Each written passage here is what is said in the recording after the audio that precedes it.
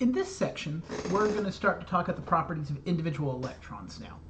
So to talk about an electron, we're going to use four numbers, there we go, there's my camera, that we call quantum numbers. Now, I'm going to be discussing all these in more details. This is like a big summary slide. So we're going to have the principal quantum number n, which is related to what energy level of the electron is in. We're going to have the angular momentum quantum number L, that tells us about the orbital shape. We'll have the magnetic quantum number m sub L, that tells us about position of the orbital in relation to the x, y, and z axis. And then finally the spin quantum number m sub s, that tells us the orientation of the spin of the electron. We'll talk about what that means when we get there. So these are our four quantum numbers, and we're going to go through each individually. So let's start with n. So for each of these, they're going to have set allowed values. So for n, it can be any integer greater than or equal to 1. That means n could be 1, 2, 3, 4, 5, 6, 187 million. Having said that, n doesn't usually get beyond a single digit number. Theoretically, it can, and that's an allowed value. But we're going to stick to mostly n's 1 through 8 in this course for the most part. As n increases, the energy level for the electron increases. So this represents which of those energy levels that our electron is in. We talked about that a bit when we were talking about how electrons could jump between energy levels when we were looking at emission and excitation. As this n value increases, the size of the orbital increases as well. What that means, if you're comparing two electrons, one with a larger n value is going to be in a larger orbital. Okay. And do note that when we talk about these energies, we're going to define them as being negative, because once they get all the way to 0, that means it's got so little energy that it's like the nucleus isn't there and the electron just flies away. Remember, these energies come from a relationship between the electron and the nucleus, and the idea that the electron is held there to some extent, that it gets there. We also have an equation that can find us the energy for a one electron system. We can't do this for more complex systems. Once you have multiple electrons, the electrons interact with each other. There are some calculations we can do, but we can't do it for each individual one then. And there's a bunch of other stuff we learn in quantum mechanics that explains how you deal with how electrons interact. But if you have exactly one, you can solve it exactly. And it's negative 2.18 times 10 to the negative 18th joules times 1 over n squared, whether it is 1, 2, 3. You'll notice that for a single electron system, this energy is not going to change based on any of the other quantum numbers. You start to get some separation and difference once you have 2 or more electrons, but for one electron, all that matters is the n. That tells you the energy. So an example of what this could look like, right, is I have the calculations for n equals 1, 2, 3, and 4. And the idea is they have energy separation between them. And so as we go up higher energy levels, you'll notice the number is getting closer and closer to 0. 0 is when the electron has escaped the atom and it is free from the nucleus because it doesn't feel an attraction anymore to it. So the absolute value is larger at the low n value. The value, not counting absolute value, but just closeness to 0, we get closer and closer to 0 as we go up with our n values. So that's our n quantum number. It can be any integer, 1 through infinity, tends to be like 1 through 8. L can have any value ranging from 0 to n minus 1.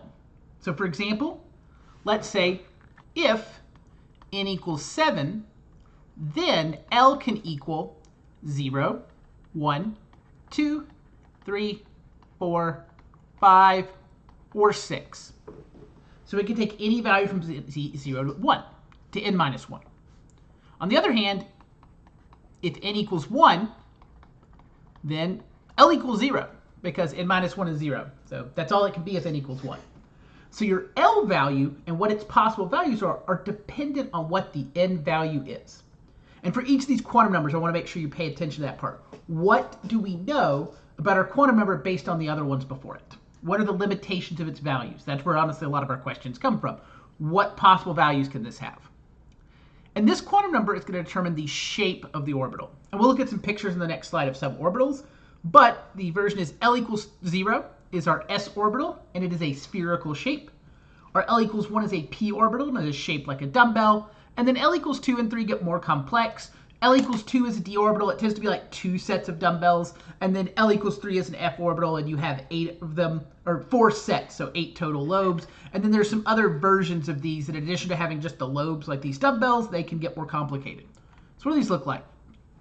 So here's an example of our different orbitals. So this value at the top here, this is our s orbital. So this is s. And the idea behind it is it's just a sphere. So at x, y, z, all the same, you could rotate it around. That's the idea of a sphere. It's infinitely symmetrical. These are our p orbitals here. And we have 3 of those. And so the idea of these is we sometimes call them like a dumbbell shape. You'll also see them in some textbooks. They'll draw them and they look like this. And you'll see that later when we get to other sections of the textbook. Or they can take shapes like this. And it's just doing exactly how they distribute the electron density between them, whether they're going to be fatter or thinner, and that'll be related to other properties of the atom. So those are our p orbitals. There are 3 of them. Then there are the d orbitals. That's these down here. And we have a total of 5 possible d orbitals. And so you'll notice if you take, so we've got, of these 4 I'm underlining now, not the one in the middle, what they are is it's like you took this dumbbell shape that I've got here and you put 2 of them together. And that's what tends to make those 4 structures. There is different arrangements around the x, y, z axes where you rotate them around differently, but there are 4 of those. Then there's a single case that looks a bit different, which is a donut with a dumbbell through it. You don't have to worry about what is the mathematical relationship that lets that work for this. Don't worry about that, but that's the other shape you can have. And then down here you have your f orbitals. Of those, there are 7 types. And note, this is good to know. There's 1 s, 3 p's, 5 d's, 7 f's. And the f's, some of them are like this, where you'll see like here, like this second one here. I'm going to put a box around it to help. This one has 8 of those dumbbells. Well, 4 dumbbells, 8 total balloons. And so like we have this blue over here, one over here. There's one behind it you can't see. And there's a few like that. Like this one I'm underlining now. That one also has 8 of those. Some of them instead have an arrangement of 6. Some of them, like this one here specifically, has 2 rings and a set of stuff there. In general, I'm mostly worried about you knowing what the different orbitals are, especially be able to identify the s and p orbitals. D, you should be okay at identifying all of those as well, especially if you don't have to write the ring one. And f doesn't come up as often, but they tend to look a lot more complex. But so that's what this quantum number is telling us. So if an electron has a particular quantum number, it has one of these particular shapes based on that. And we mentioned that it's limited based on n. So if n is 1, in the 1 energy level, you could only have s. You can't have a p in n equals 1 because p requires L to equal 1. So as a reminder also, this s here is L equals 0, p is L equals 1, d is L equals 2, f is L equals 3. So the soonest you can have an f orbital is the 4th n value. The soonest you can have a d is the 3rd n value. The soonest you can have a p is the 2nd. And then s starts showing up at the very beginning at n equals 1. So you cannot have a 1f orbital. That doesn't exist. You don't go anything until you get to 4 for 4f. So that's what our L tells us. What's the shape of our orbital? Now we have our next quantum number, the magnetic quantum number, m sub L. Its allowed values are any integer value ranging from negative L to L. So the example I have here is L is 2, means m sub L could be negative 2, negative 1, 0, 1, or 2. On the other hand, if L equals 1, then m sub L equals negative 1, or 0, or plus 1. What you may notice, if you're paying attention, is that the number of these different m sub L's matches up with how many orbitals you saw in the previous slide. So for example, for s, when L equals 0, there's only one possible value for m sub L. That's 0. And there's only one m sub L. There's only one type of s orbital. There's one sphere. For the p orbitals, when L equals 1, there were 3 options, and you'll notice there are 3 m sub L's. For the d orbital, there were 5 options, and there are 5 m sub L's. And if you had L equals 3, you would get 7 values, negative 3 through positive 3. That is 7, matching up with the 7 possible f orbitals there. Now, you can have L values above 3, which would let your m sub L's be above 3. We're not going to worry about shapes of anything past L equals 3 because in the ground state for naturally occurring atoms and electrons, you don't see any electrons above L equals 3. So that means you tend not to see m sub L's any larger than negative 3 or positive 3, smaller or larger. So that's our value for m sub L. So that's 3 of our quantum numbers. Now, we said or I said, I guess, not really we said, that there were orbitals that these things were in. So how do we talk about an orbital? So each set of these first three quantum numbers describes an orbital. The value of n gives the principal energy level, sometimes called the shell. The value of L gives the sublevel, sometimes called the subshell. So for example, any electron that has n equals 2, L equals 1 would be a 2p electron. That number in front is our n. This letter is L. On the other hand, if I had n equals 3 and L equals 0, that would be 3s. That's because L equals 0 corresponds to an s orbital. Our general pattern is you've got an n determines the number in front and L determines the letter. So that gets us with our first two. Now, this is a pictorial representation of what that looks like. And this isn't an atom. We're specifically going to specify it's a multi-electron atom. We're not going to go into a huge amount of detail with this here. But what the important part to note is that the distance between the 2s and the 2p, the fact that they're not in the same location, they're not at the exact same level, but instead one is higher energy than the other, only occurs in multi-electron atoms. We're not going to worry about why in this course. We will go with the idea that practically speaking, you're usually working with a multi-electron atom, because unless you're hydrogen, you have more than one electron, or if you're an ion like helium plus or sodium 2 plus. Neither of those ions are very stable. You have to put a lot of work to make them. Practically speaking, outside of hydrogen, you don't naturally deal with any one electron atoms. You have to do a lot of work to get them to become one electron atoms, so they will generally be separated. Note that it depends on which presentation you see of this, how far apart they're going to put some of these. In a lot of other texts, you'll see 2s and 2p a little further away. Just to note, there's nothing wrong with that. This one, though, that's fine. Also, it's important to note that, because that difference is going to change based on what atom it's in. So it's different for different ones. You'll notice that in addition to the y-axis being labeled E, these are written out left to right. The left to right distance has no particular meaning. We just have to keep them separated from each other. So what this system means is that because this is the lowest down, this is our lowest energy. So if you have a stable atom in its lowest possible configuration, electrons are going to start in the 1s. Only when it gets filled, and we'll talk about what filled means in a moment, will it move on to 2s, then 2p, then 3s, then 3b, then 4s actually, then 3d, then 4p, and it's going to go in a particular order, and we will actually learn about that order and where it comes from, but the idea is these things fill from lowest to highest. I'm going to draw something in here to show an example of what another atom might look like. You haven't learned all this yet, and we'll be covering this later in the chapter, but let's say I took the atom oxygen. Oxygen has 8 electrons. So what it's going to look like is I'm going to have 1 electron, 2 electrons, 3, 4, 5, 6, 7, 8. Now I did a bunch of things there. I drew some arrows. Each arrow represents an electron. They point in one of 2 directions, which is related to spin, and I didn't put more than 2 in any of the places. I also, when I got to 2p, put 1 in each one before I started putting a second. What we're going to do in these remaining slides is we're going to look at why did I do that? Why did Dr. Leslie put that, or why did he just put it somewhere else? Why is it not in 3s? Why are there not 3 in 1s? Let's look at why that is now. So we have one last quantum number, and that helps explain why. So our spin quantum number is going to be something called m sub s. Note that it doesn't match up with a property of the orbital in terms of shape. It is going to relate to something called spin. I'll just put it this way. The text tries to explain it some too, but we're just going to say the electron has spin, and what that means we're not going to stress too much. I'll be clear, because I think when I first learned this, at least, I always thought when I heard spin, I was like, okay, it's like a top, right? So like this electron spins around a bunch. Well, no, it can't be. If something that had a negative charge were to spin, it would create a magnetic field because it was a spinning electric field. That doesn't happen. So don't worry about what spin means per se. It is a property of an electron, and if you come hang out in upper division physics or chemistry class, we'll do our best to confuse you some more, but we'll tell you the best we got for it. But it's kind of a weird concept, but it works for some stuff that we've done. So we're just going to say it has this property.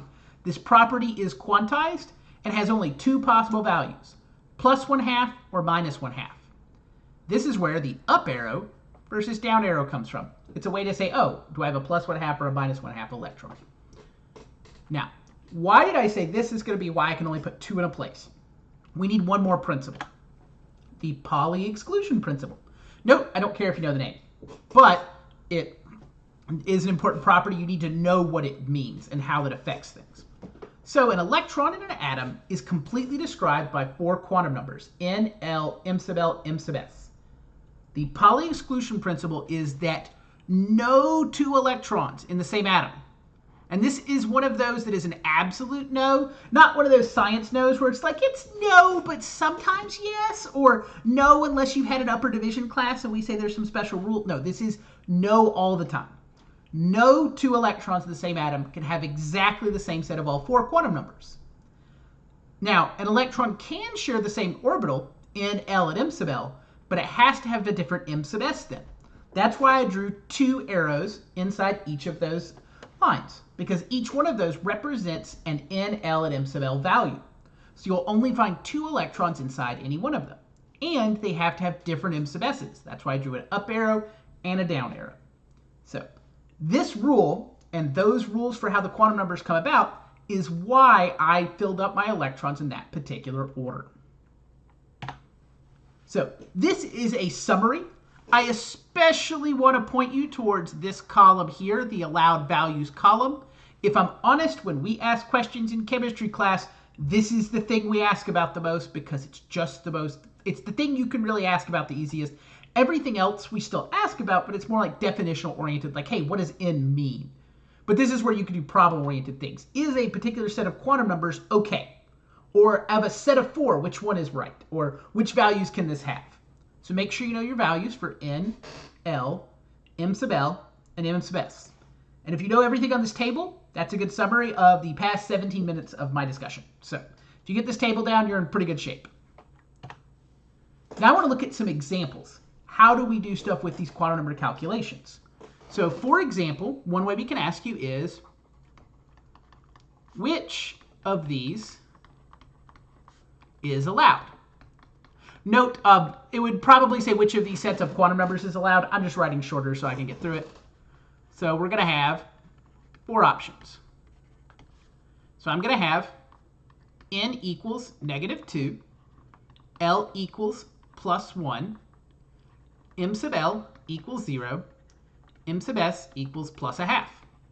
Then B, I'm going to have n equals 8, l equals, let's say, +5, m sub l equals -1, m sub s equals -1/2. Then I'll have C, n equals 3, l equals -1, m sub l equals 0, m sub s equals +1/2. And then finally D, I'll have n equals 0, l equals 0, m sub l equals 0, and m sub s equals +1/2. So let's go through these and see which of them is allowed. So for part A is not allowed, and the reason for that is n can't be negative. That's a no-no. So A, we're done with. Let's look at B. N equals 8. Well, 8's larger than most of the examples I gave so far. 8 follows our rules. It's a whole number integer. It's an integer that is above 1 or above. When n is 8, l can be anything from 0 to 7. 5 is between 0 and 7, so we're good to go. When l is 5, m sub l can be anywhere from -5 to +5. -1's between there, and it's an integer. We're good to go. M sub s can be plus or minus 1/2. We're good. B is allowed. We'll check C and D now. So for C, the problem is L can't be negative. M sub L can be, but L can't. So that's not allowed. And for D, N can't be 0. So that's a no-no. N starts at 1. Also, if N were 0, L could not be 0 because that's the whole problem, because N would become -1 would be N minus 1. So this is an example of how we can ask questions about these things. Hey, here's 4 set of quantum numbers. Which of these is okay? Now this isn't the only way to ask questions though. Let's look at another example. So let's say instead we said, what are the possible, let's say, m sub l values pretend that says m sub L and not me. I'm going to rewrite. M sub L values if n equals 5 and L equals 2. Well, for this one, m sub L, you'll note the n doesn't matter at all here. It doesn't impact this. But it can be anything from -2 to +2. So -2, -1, 0, +1, +2. The question could have also asked something like how many orbitals could have these n equals 5 and L equals 2? Then the answer would be 5 because there are 5 possible m sub L values. So be okay if you're asked for the specific values or just how many possible values it could take. And we could word that as something like how many orbitals instead. We could also ask something. I'm going to show you something I've seen before. I don't care about this quite as much, but it's a little different. But what are the possible L values for n equals 4 and m sub L equals +2? So here, I saw this one somewhere, and so it's just going through. So for n equals 4, if we just worry about this, L could be 0, 1, 2, or 3. But if we then go to m sub L, it can't be 0 because if L is 0, m sub L has to be 0. It can't be 1 because it has to be between -1 and +1 for m sub L. So it could be 2. If L was 2, m sub L is allowed to be +2. And it could be 3 because when it was 3, m sub L could be anything from -3 to +3. So here the answer would be L could be 2 or 3. And that means there are a total of 2 possible orbitals with this set of values. So these are ways we can ask things about the quantum numbers. Now, to make it even more so, we could ask something. This question could have been reworded to ask the question of what are the possible shapes for orbitals with n equals 4 and m sub L equals +2? Or what type of orbitals could allow that? And then it would be d or f orbitals, because L equals 2 is d, L equals 3 is f.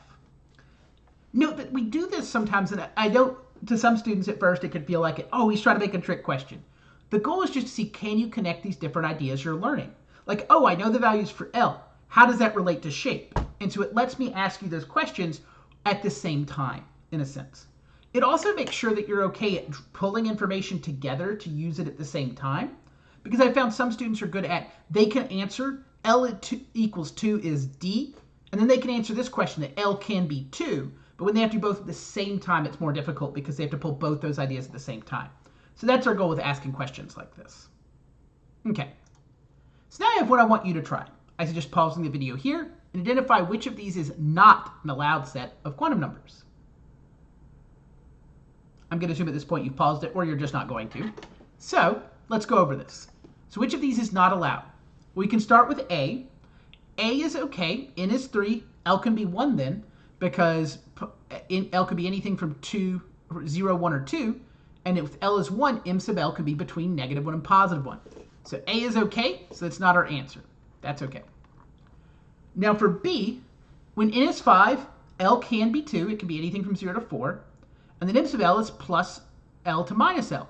Well, when it's 2, that could be -2 would be perfectly fine with that. That's minus L. C is our answer. This one is not allowed because when n is 4, L has to be between 0 and 3. So this is not okay. L should be 0, 1, 2, or 3. And then D is okay because when n is 1, L has to be 0. And if L is 0, m sub L has to be 0, which corresponds to the 1s orbital. Note, you should also be able to connect these into the orbitals like I just did there. You should be able to take D and know that should be a 1s. Note that this problem didn't mention the m sub s's, but those could have been included as well. And as long as it was plus or minus a half, it would be fine. If you saw something like 0 or +1, then it wouldn't be okay. So make sure you're okay if we add the m sub s value as well. Okay. So from all that information we went over, what should we know in terms of properties then? The energy of the atomic orbitals increases as n increases. So n goes up, the energy of the orbital goes up in the sense it is getting closer towards 0. Because it starts as a negative, as attraction, it's trying to get further and further away, so the energy has gone up by becoming more positive. As the principal quantum number n increases, the size of the orbital increases. And therefore, the electron spends more time away from the nucleus.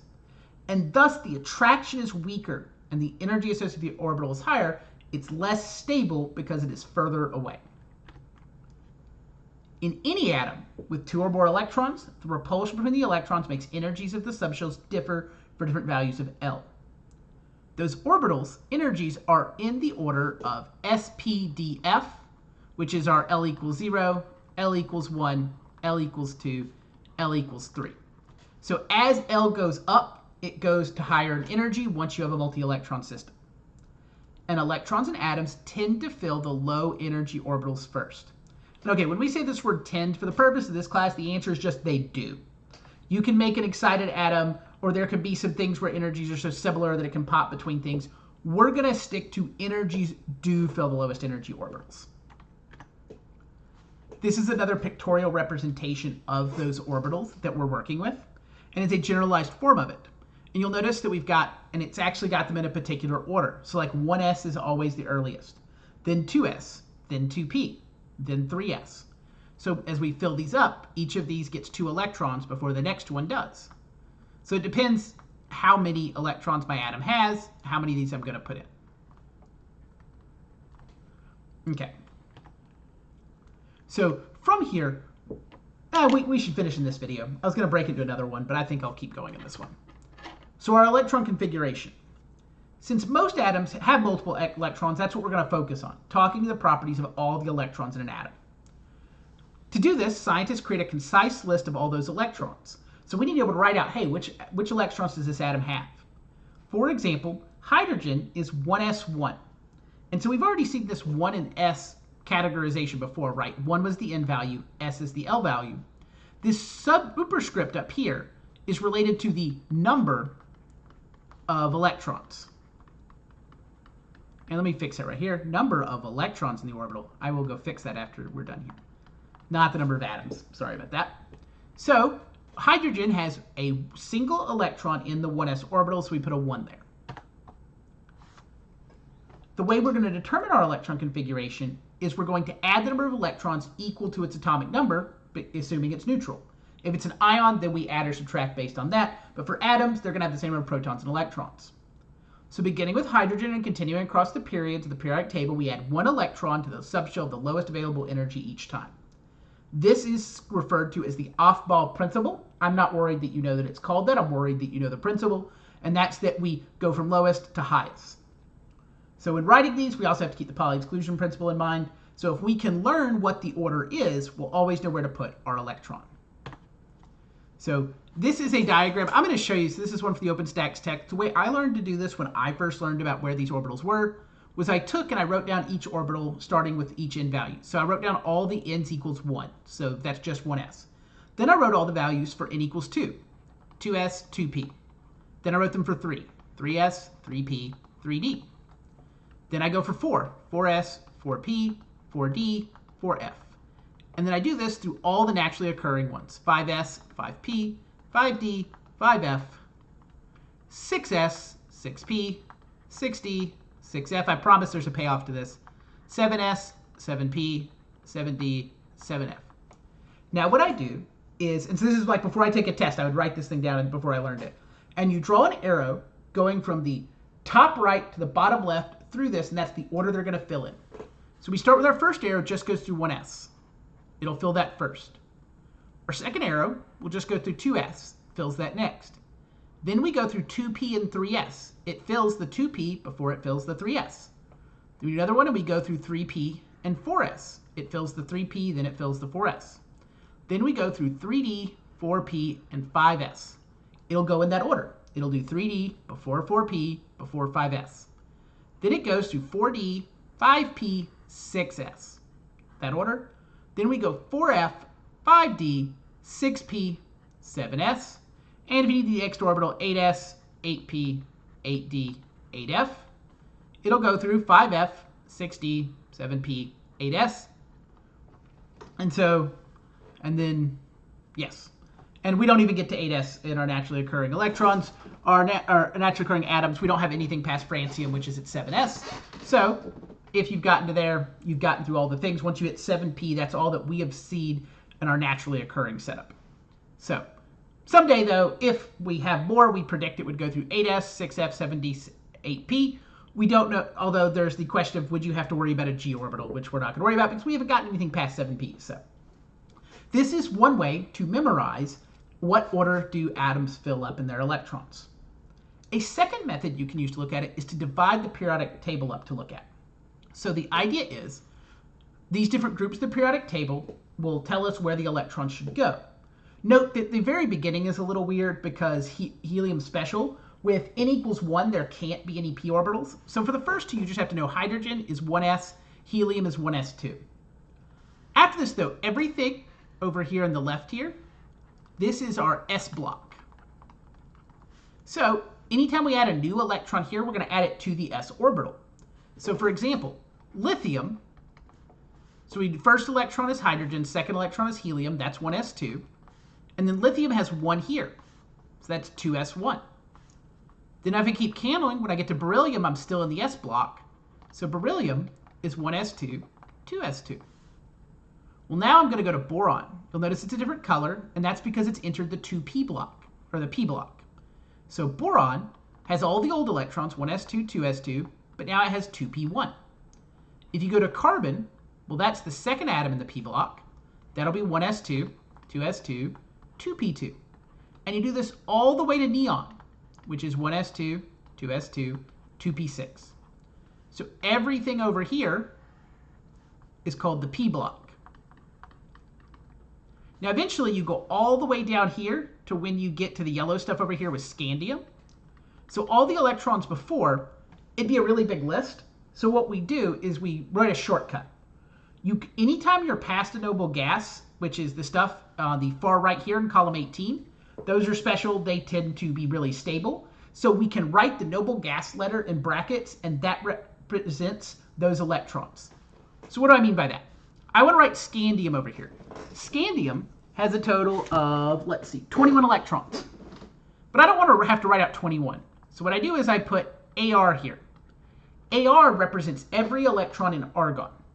And then I just go from there. So we started at argon. The next is potassium and calcium.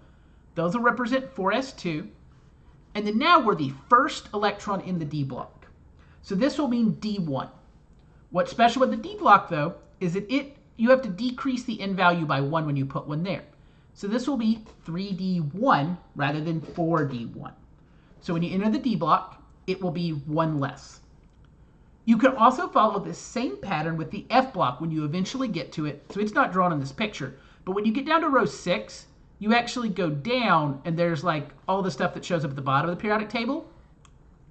That's the f block. And for the f block, you subtract 2. So this is row 6 for cesium, barium.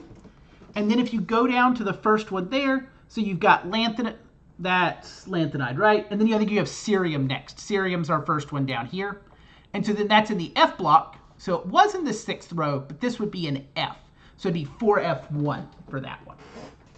So yeah, so that's another way to learn these. And I don't know what feels better for you. I honestly like this better, but that's because that's what I learned.